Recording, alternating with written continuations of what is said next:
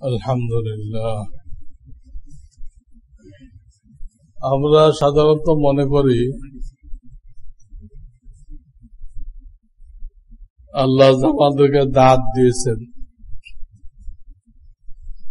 এটা কথা বলতে সহযোগিতা করে, খানা চিবাইতে কি করে, দাঁত যদি চিবানো হয় এটা তো 1 নম্বর হজম।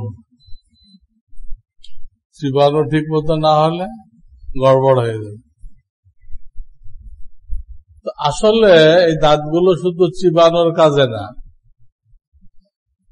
এর আর একটা বড় দায়িত্ব আছে। 32টা পাহারাদার। কয়টা? এর কমান্ডার ইন চিফ জিহ্বা। এদের আর একটা কাজ হলো কোন ক্ষতিকর জিনিস পেটে না যাওয়া। পাথরটা তো যায় না, আরো কত ক্ষতিকর জিনিস, ডিমের খোসা হাবি দাবি দেয় না, কোনটা পাকস্থলী নষ্ট করে দেয়, কোনটা গল ব্লাডার পয়দা করে। এই ক্ষতিকর জিনিসগুলো যাতে গলা দিয়ে যাইতে না পারে, এই জন্য এই 32টা পাহারাদার বসানো হয়েছে। আর জিহ্বার দায়িত্ব হলো খানা বারবার ঠেলে দেয়। কার কাছে? পাহারাদারের কাছে। তোমরা ভালো করে দেখো, ভালো করে চাবাই দেখো এর মধ্যে কোনো পাথর টাথর আছে কিনা, থাকলে আগের তো বলো, ওটা ফেলে দেওয়া হোক। 32 দাঁতের এক ফায়দা, কোন ক্ষতিকর জিনিস পেটে যেতে দেয় না। জিহ্বা বারবার দাঁতের কাছে পাঠায়, চেক করো চেক করো চেক করো। দাঁত যখন ক্লিয়ারেন্স দিয়ে দেয়, হ্যাঁ চেক করা হয়েছে, এর মধ্যে কোনো ক্ষতিকর পাওয়া যায় না, তখন চিফ যে ও আর একবার চেক করে তোমাদের চেক ঠিক আছে কিনা, তা আমার দেখার দরকার আছে। ও চেক করবে কেমনে? ওর তোর আলাদা দাঁত নেই। ও খানাটাকে উপরে তালু আছে না, জিহ্বার উপরে তালু আছে না, ওই তালুর সাথে চাপ দেয়, চাপ দিয়ে পরীক্ষা করে যে এখনো কোনো ক্ষতিকর জিনিস রয়ে গেল কিনা। যদি ধরা না পড়ে, এখন ওই খানাটা গলা দিয়ে কি করা হয়, পাকস্থলীতে পৌঁছাই দেওয়া হয়। কি করব? আপনাকে আমাকে বাঁচানোর জন্য আল্লাহ কতগুলো বিডিআর বসাইছে, আবার তার উপরে দায়িত্বশীল দিছে আপনার আমার মোহাব্বত। কোরআন শরীফের সবচেয়ে বড় আয়াত যেটা সূরা বাকারার শেষ পৃষ্ঠার আগের পৃষ্ঠা, এই পৃষ্ঠার খোলাসা হলো তোমরা যে কোনো বাকি লেনদেন করো, লেখো, সাক্ষী রাখো। তাফসীর ওয়ালারা লেখে এই আয়াত দ্বারা বোঝা যায় আল্লাহ বান্দাকে অনেক বেশি ভালোবাসে, তার একটা টাকাও নষ্ট না হয় এটা আল্লাহ চায়। তাই কি করতে বলছে? লেখো। কয়েকদিন পর তো মনে থাকবে না, প্যাস লাগিয়ে দেবে। তুমি কইবা আপনি 5,000 টাকা দিচ্ছেন, না 7,000 না দিছিলাম, এই তোলে 2 ভাইয়ের মধ্যে তর্ক লেগে গেল, যুদ্ধ লেগে গেল, শত্রুতা পয়দা হয়ে গেল। দরকারটা কি? লেনদেন করার সময় লেখো, নিজের ছেলের সাথে লেনদেন করলো লেখো, লিখে সাইন নাও, যাতে প্যাস লাগলে এই লেখায় কথা বলে। তো যে আল্লাহ বান্দার একটা টাকাও নষ্ট হতে দেয় না, নষ্ট হওয়া চায় না। সে আল্লাহ কি চাবে যে আমার বান্দা দোজখে পুড়ুক? একটা টাকাও নষ্ট হওয়া চায় না। আপনি নামাজ পড়তেছেন, চোরে জুতা লয়ে যেতেছে, আল্লাহর আদেশ কি? আমার নামাজ ছেড়ে দাও, পরে পড়ো, জুতা ধরো, চোরে ধরো। অনেক ভিজা সুই করে, আরে কি নামাজ পড়, ও তো আল্লাহর দিকে কোনো খেয়াল নেই, ওর খেয়াল হলো জুতার দিকে। ভিজা সুফি যদি হয়, এলেম কালাম নেই, সরিষার তেল বেছে, এটা নাকি সুন্নত প্রচার। এসব সুন্নত প্রচার করানো হলো না, এটা বুঝবে না। করে নিয়ে যায়, দেখ আমার নজর তো আল্লাহর দিকে, থাকলেও না না থাকে। শরীয়তটা বলে তো আমরা যেখানে জুতা রাখি ওখানে রাখার নিয়ম না। পায়ের নলা আছে না, নলা একটা ব্যাগে করে আনতে হবে, ওই নলার তলে রাখতে হবে। ওই জায়গাটা কিন্তু সবসময় খালি থাকে, আপনি বসলেও খালি থাকে। আর যদি বক্স বানান, তাহলে এমন বক্স বানাইতে হবে যার ঢাকনা থাকবে, জুতাগুলো ঢেকে যাবে। আর না, জুতা যদি দেখা যায় বের হয়ে থাকে আর আপনি ওই জায়গায় মাথা দিয়ে সিজদা করেন, তা আল্লাহকে সিজদা করতেছেন, জুতাকে সিজদা করতেছেন, কাকে সিজদা করতেছেন? আমার দেশে যে জুতার বাক্স, অর্ধেক জুতা বের হয়ে থাকে, ব্যাগে করে আনা উচিত। প্রত্যেকে কাপড় দিয়ে ব্যাগ বানাই নেবেন, কাপড় দিয়ে, ওটা পকেটে থাকবে। মসজিদে ঢুকলে ওর মধ্যে ভরে নিয়ে আসবেন, তাহলে মসজিদে কোনো ময়লা পড়লো না, কোনো ময়লা, আপনার জুতা দেখাও গেল না, চুরিও কম হবে। একটা জিনিস দেখতে যদি চকচকা হয় তো চোরের চুরি করতে আগ্রহ হয়। ব্যাগে রাখবেন। আমরা জুতাতে নূতন 10,000 টাকা দামের জুতা, কিন্তু চোরের নজরেই পড়বেন, চুরি হবে না, এটা খেয়াল রাখেন।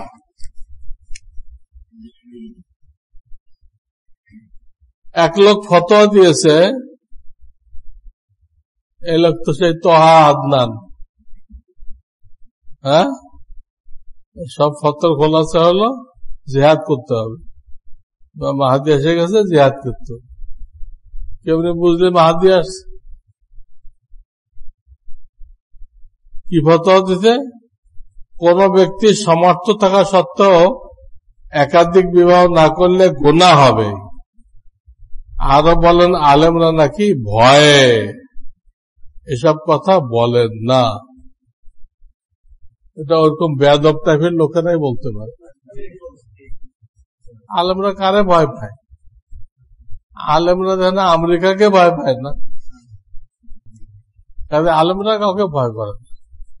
হক্কানে আলেম যদি হয় সে বলেই দিবে, এটা আল্লাহ ওয়াদা নিছে, আলেমদের থেকে আল্লাহ তাআলা ওয়াদা নিছে যে আমার কথাগুলো পরিষ্কার বলে দিবা। কে কি মনে করবে চিন্তা করার দরকার নেই। وَإِذْ أَخَذَ اللَّهُ مِيثَاقَ الَّذِينَ أُوتُوا الْكِتَابَ لَتُبَيِّنُنَّهُ لِلنَّاسِ وَلَا تَكْتُمُونَهُ। এই আয়াতে দেখা যায় আল্লাহ ওয়াদা দিয়েছেন, আমার কথা বলবা, লুকাইবে না। লুকাইলে কি হবে? আর এক আয়াতে আছে তোমার উপর লানত। ইন্নাল্লাযীনা ইয়াকতুবুনা মা আনজালাল্লাহু মিনাল বায়্যিনাতি ওয়াল হুদা মিন বা'দি মা বায়্যানাহু লিন-নাস উলাইকা ইয়ালআনুহুমুল্লাহ ওয়া ইয়ালআনুহুমুল লাঈনুন। যে আলেম লোকদের ভয়ে হক কথা বলে না, তার উপরে লানত বলতে হবে। কিছু পাবলিক আছে কথা বললে কোনটা কারোর পক্ষে দেয়, কারোর বিরুদ্ধে দেয়। আমরা যত কথা বলি প্রত্যেকটা কথা কারো পক্ষে দেয়, কারণ বিরুদ্ধে দেয়। উচিত কি, তার পক্ষে দেয় আলহামদুলিল্লাহ, তার বিরুদ্ধে দেয় সে ঠিক করে নেবে। আলেমরা তো কারো দুশ্মন। ডাক্তার আপনার রোগ ধরাই দেয় না, ডাক্তারের সাথে শত্রুতামি করেন। আলেমরা তো আপনার রোগ ধরাই দেয়, শরীয়তের দৃষ্টিতে রোগ ধরাই দেয়। শত্রুতা করবেন কেন, তার পিছনে লাগবেন কেন? তার সাথে আরো বেশি মহব্বত করে। যেসব আলেমরা খালি কিচ্ছা কয় ওরা কোনো কাজের না। যারা আমাদের ভুলগুলো ঠিক করে দেয় ওইটা হলো কাজের আলেম। এদিকে দুশ্মন মনে করা ঠিক না। আল্লাহ আমাদেরকে হেফাজত করবে। তো যদি কারো সত্যিকারের তৌফিক থাকে, অর্থাৎ শারীরিক শক্তিও আছে, আর্থিক শক্তিও আছে, তাদেরকে আল্লাহ তাআলা 4টে পর্যন্ত বিবাহ করার অনুমতি দিয়েছেন, ফরজ করেন না। 4টে পর্যন্ত বিবাহ করার অনুমতি দিচ্ছেন। শারীরিক সক্ষমতাও লাগবে এবং সেরকম আর্থিক লাগবে। 4টে বিবেকে তো 4টে ঘর দিতে হবে। এক ঘরে সবগুলো রাখলে তো এইগুলো মারামারি লাগাই দিবে। 4টে 4 জায়গায় রাখতে হবে। এই তবে তাহলে করেন ভালো। কারণ প্রত্যেক জামানায় আল্লাহ তাআলা মহিলাদেরকে সৃষ্টি করছেন সংখ্যায় বেশি, তো প্রত্যেকে যদি একটা লয়ে বয়ে থাকে, যার তৌফিক আছে সেও বয়ে থাকে, তাহলে অনেক মেয়ে থেকে যাবে তাদের কি হবে না, বিবাহ হবে না। তখন সমাজে বিভিন্ন অন্যায়, ব্যভিচার এগুলো বেড়ে যায়। তৌফিক থাকলে সে করুক, আল্লাহ অনুমতি দিচ্ছে।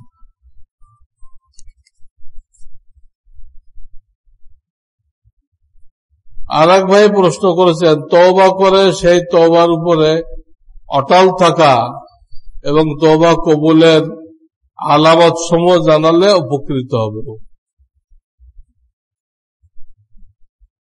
অটল তো থাকতেই হবে।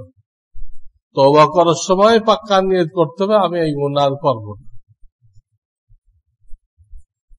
তওবা কবুল হয়ে গেছে তার আলামত কি? তওবা কবুলের আগ পর্যন্ত ওই গুনাহটা যখন মনে পড়বে তখন আপনি একটা মজা পাবেন। গুনাহটা করতে যে একটা মজা পাইছে না, হারাম মজা, ওটা পাবেন। আর যদি তওবা কবুল হয়ে থাকে, এখন যদি ওই গুনাহ মনে পড়ে তো কোনো মজা পাবেন না, ভয় পাবেন। আল্লাহ, এটা আমি কি করছিলাম, তোমার নিয়ামত খায়, তোমার নাফরমানি, ইবলিসের গোলামি, তখন ভয় পাবে। এই ভয় পাওয়াটা তো তওবা কবুল হওয়ার কি আলামত।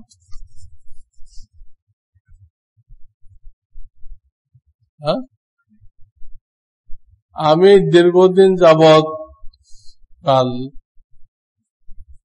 জাদুর সমস্যায় আক্রান্ত।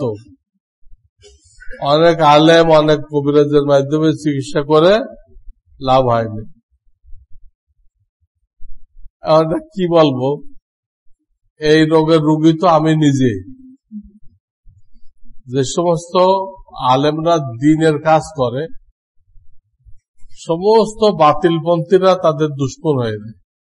যত বাতিলপন্থী আছে সবাই কি হয়ে যায় তার, তারা মানুষকে দোজখের দিকে নিয়ে যায়।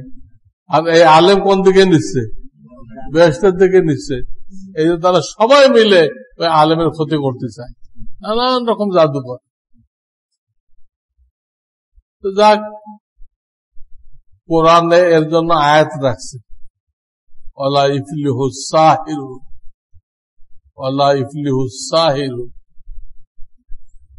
ওইসব আয়াত পড়ে এই করলে ওই জাদু আবার কেটে দেয়। তো আমার এক ভক্ত আছে, উনিও মৌলানা সাহেব, আমার কোনো এই জাতীয় সমস্যা হলে আমি তাকে বলি, ও এটা কাটি কুটে দেয়, চলে। আপনাদের কারণ সমস্যা হলে ওনার ঠিকানা নিয়ে ওনার সাথে যোগাযোগ করবে। এক ভাই জানতে চেয়েছেন, বিয়ে না করে থাকাটা তার গুনাহের কারণ হয়ে দাঁড়িয়েছে। অবশ্যই হবে, বারবার তওবা করেও তার রক্ষা হচ্ছে না, হবে না। তার বিবাহ করার সামর্থ্য আছে, এমন অবস্থায় দ্রুত বিয়ে করে গুনাহ থেকে বাঁচার কোন আমল আছে কিনা?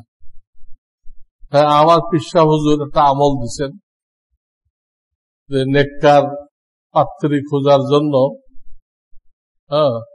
নেককার পাত্রী, অভিভাবকরা পড়বে ইয়া লাতিফু ইয়া ওয়াদুদু, আল্লাহ দুটার নাম, ইয়া লাতিফু 111 বার।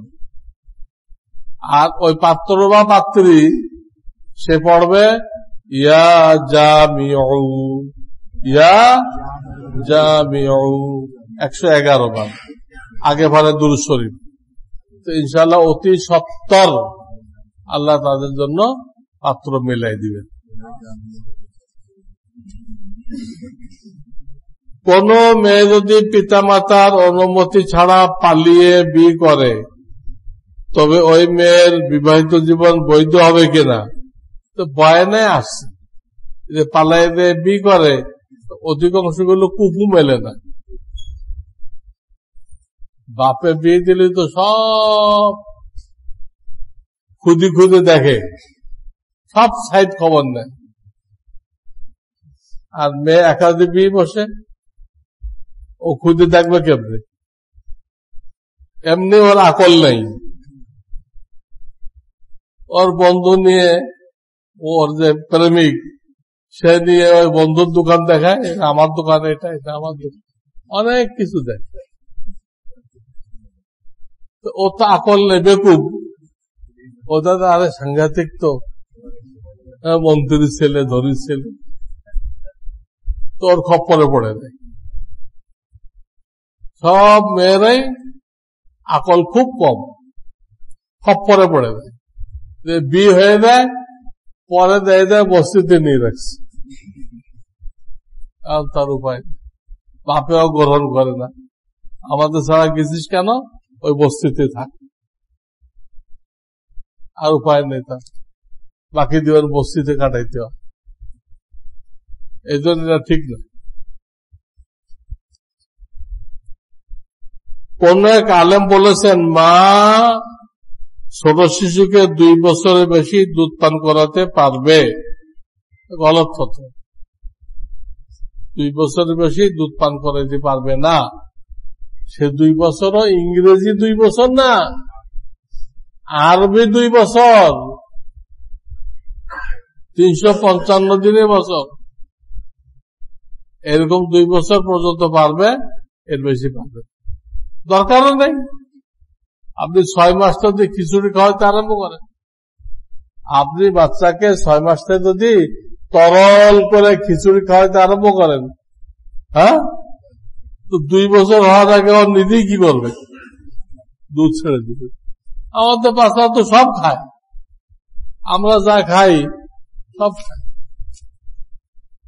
অভ্যাস করলে হয়।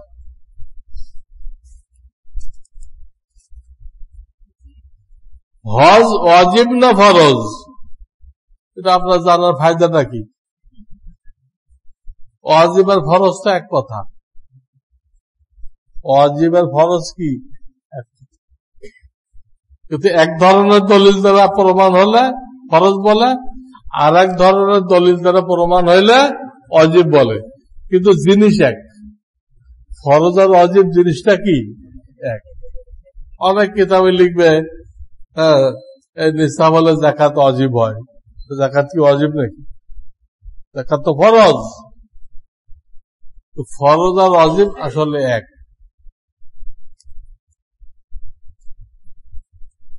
মাজুর ব্যক্তি কি ইমাম হতে পারবে কিনা?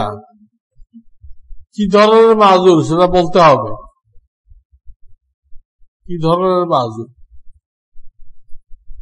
একটা হলো তার এক পায়ে একটু ডিফিকাল্ট আছে, সমস্যা কি?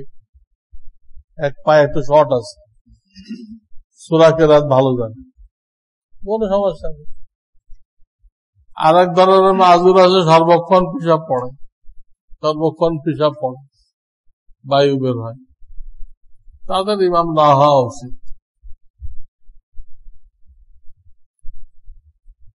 কোন মসজিদে যেখানে সিসি ক্যামেরা সংযুক্ত আছে, যদি কেউ হক্কানি আলেম কর্তৃক অগ্রহণযোগ্য ও সতর্কীকৃত কোন লেখকের বই দেখে ইমাম সাহেবকে তা অবহিত করলে তিনি তাকে ওই বই সরিয়ে ফেলে তা পুড়িয়ে ফেলতে কিংবা পানিতে ফেলে দিতে পরামর্শ দেন। তবে এরূপ পরামর্শের উপরে আমল করা কি শরীয়ত সম্মত? কোন মসজিদে সিসি ক্যামেরা আছে, সিসি ক্যামেরার সাথে কি হলো? যদি কেউ হক্কানি আলেম কর্তৃক অগ্রহণযোগ্য কোন লেখকের বই দেখে ইমাম সাহেবকে লক্ষ্য দিচ্ছে, অগ্রহণযোগ্য ব্যক্তির লেখা বই দেখে লুকমান দিচ্ছে ইমাম সাহেবরে, এটা ওই মুক্তাদের ভুল না? কিন্তু ইমাম রাইট আছে। তুমি মকসুদুল মুমিনিন পড়ে এসে ফতোয়া দিচ্ছ, মকসুদুল মুমিনিন কি ঠিক? হ্যাঁ, নিয়ামুল কোরআন কি ঠিক? বিষাদ সিন্ধু কি ঠিক? সব ভিত্তিহীন কিতাব, ওই ব্যক্তির ভুল।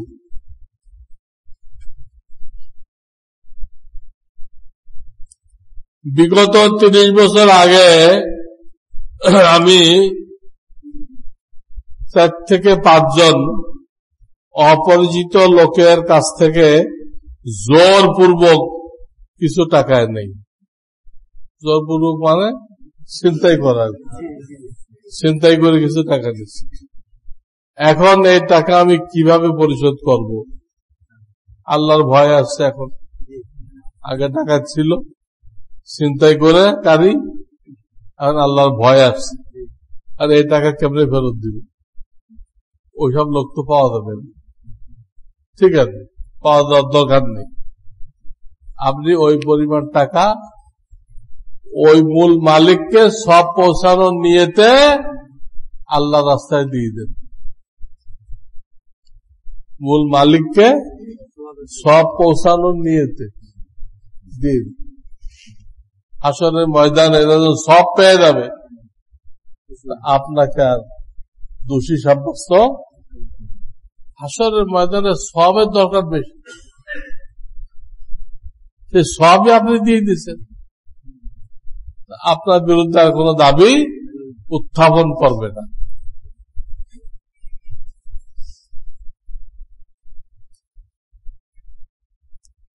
এই লেখা তো পড়া মুশকিল। এক ভাই মসজিদে জামাতের সাথে নামাজ পড়ে, কিন্তু রুকু সিজদা ইমামের সাথে করে না, আগে পিছিয়ে করে। এছাড়া তার পবিত্রতাও ঠিক নেই। অনেক সময় দেখা যায় প্রস্রাব করে পানি নেয় না, উযুও ঠিক মতো করে না। মসজিদে এসে কোরআন শরীফ নিয়ে বসে থাকে, তার স্বাভাবিক আচরণ ঠিক আছে, পাগলও মনে হচ্ছে না। এমত অবস্থায় তাকে মসজিদে আসা নিষেধ করা যায় কিনা?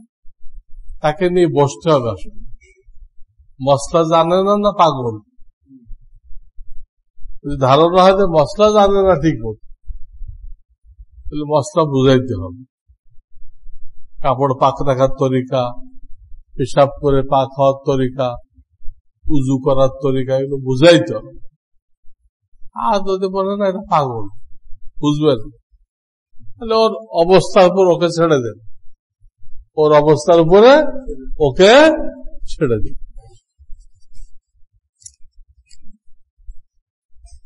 পিতামাতার রুহের মাগফিরাতের জন্য এলাকার কিছু মুরব্বী একবেলা খাওয়ানোর উদ্দেশ্যে দাওয়াত দিলে এবং হুজুরদের দিয়ে দোয়া করানো এবং হাদিয়া দেওয়া, উক্ত পদ্ধতিতে ইসালি সব কি জায়েজ? এই যে এলাকার কিছু মুরব্বীকে একবেলা খাওয়ানোর দাওয়াত দিছে, পুরো শরীফ তো পড়ায়নি, পুরো খতম তো পড়ায়নি, খালি খানার দাওয়াত দিছে। এই খানা যে সব হয়, আল্লাহ এই সবটা আমার বাপ মা রুহে পৌঁছাই দাও। খানার সবও তো পৌঁছানো যায়, যে কোনো নেক কাজের সব বাপ মা রুহে পৌঁছানো যায়, বুঝছেন না? আমি গহরডাঙ্গায় পড়ছি, গোপালগঞ্জ, শামসুল হক সাহেবের বাড়ির মাঝে 3 মাইল পর্যন্ত প্রত্যেকটা লোক জায়গা রাখে, তালেব ইলমদেরকে লজিকে রাখে। তাদের নিয়ত থাকে আমার বাপ থাকলে তো খাইতো, বাপ থাকলে খাইতো না, আমি বাপের বদলে এই রসুলের মেহমানকে খাওয়াই। এবং তারা নিয়ত করে আল্লাহ এই খাওয়ানোর দ্বারা যে সব হইতেছে, তুমি আমার আব্বা আম্মাকে জান্নাতে খানা খাওয়াও। গরিবরাও রাখে, শহরের লোকেরা পারে না। শহরের লোকেরা পারে না কেন? তালেব ইলমকে রোজা রাখতে শহরের লোকেরা পারে না কেন? তাদের টাকা তো বেশি। এরা পারে না এই জন্য এরা অঙ্ক জানে। কি জানে? অঙ্ক জানে, এরা ক্যালকুলেটর চালায়, এই জন্য পারে না। ওরা হিসাব করে একদিনে কত লাগবে, কমপক্ষে 100 টাকা, 30 দিনে 3000 টাকা, 1 বছরে 3-12 36,000। ও না না, 36,000 টাকা। এদের মাহরুম হইল কেন? অঙ্ক জানার কারণে, অঙ্ক জানার কারণে মাহরুম হয়েছে। গ্রাম্য লোকেরা অঙ্ক টঙ্ক জানে না। আমার ফ্যামিলিতে 7-8 জন লোক আছে, একজন লোক খাইতে কি লাগে? বাপ থাকলে তো খাইতো, মা থাকলে তো খাইতো, এটাই খাক, তালেব ইলম খাক, আর আব্বা আম্মা সব পাওয়া যায়। ওরা অঙ্কের ধার ধারে না, ওরা পারে, শহরের লোকেরা পারে না, অঙ্ক জানে মরছে। আর এরা করোনাকে ডরায়, ডাক্তার কয়েছে করোনা সংক্রামক, এমন ডরে ওর নিজেই হাত ফেল করে পড়ে। গ্রামের লোকদের করোনা নিয়ে চিন্তা করার কোনো সময় নেই। কিসের করোনা? কিসের করোনা? আমার ধান চাষ করলে, ফসল লাগাইলে ফসল ঘরে আসবে, করোনা পরে সে লাঙল নিয়ে বেড়ে যাচ্ছে, তাদের কিচ্ছু হয়েছে। দেখান তো গ্রামে, গ্রামে দেখান, জ্বরটা আসে, বেশি যে বেশি একটা নাফা খেয়ে নেয়, শেষ। করোনা আসলেও তাদের বডিতে কোনো প্রতিক্রিয়া করতে পারে না, পরিশ্রম করার কারণে সব শেষে। এসব দিক দিয়ে গ্রামের লোক আরামে আছে, আর শহরের লোকেরা বিপদে আছে। তো খানা খাওয়াও সব বিছানি করা যায়। কোন আলেমকে হাদিয়া দিয়ে সব রেসেনে করা যায়। হাদিয়া দিলেন, নিয়ত আল্লাহ সব হয়েছে, এই সবটা আমার আব্বা আম্মা রুহে পৌঁছাই দাও, তো যাই। কিন্তু যখন ওই আলেমকে দিয়ে বা তালেব ইলমকে দিয়ে খতম পড়াইবেন, তখন যদি বিনিময় দেন, আপনার জন্য দেওয়া হারাম, ওই আলেমের জন্য নেওয়া হারাম। আপনার বাপ মা কবরে কিচ্ছু পাবে না, ওই খতম বেকার, বাতিল। সব রিসার্চের জন্য টাকা দিয়ে খতম পড়াইলে ওই খতম কি বাতিল।